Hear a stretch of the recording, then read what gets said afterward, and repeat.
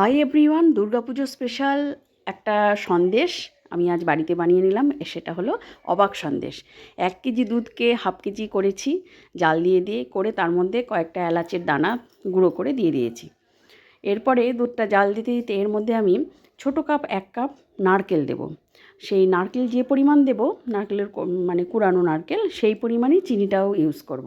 চিনিটা দেওয়ার আগে একটুখানি কেশর দিয়েছি, মানে কালারটা হওয়ার জন্য, বা একটা সেন্ট আসে হালকা।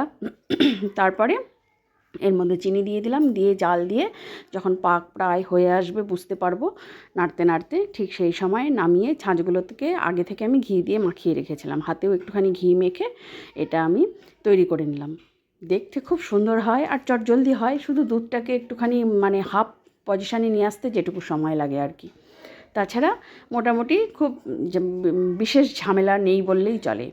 দেখতে হয় খুব অসাধারণ, বিভিন্ন ছাঁচ, যার কাছে যেরকম ছাঁচ থাকবে সেই ছাঁচে ফেলে করা যায়। আমি এরকমভাবেই করেছি। খেতেও হয় অসাধারণ টেস্ট।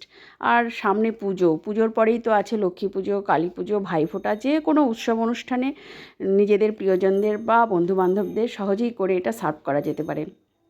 এগুলো আমি আমার ছোটোবেলায় প্রচুর খেয়েছি মায়ের হাতে। আজ আমি বানিয়ে সকলকে পরিবেশন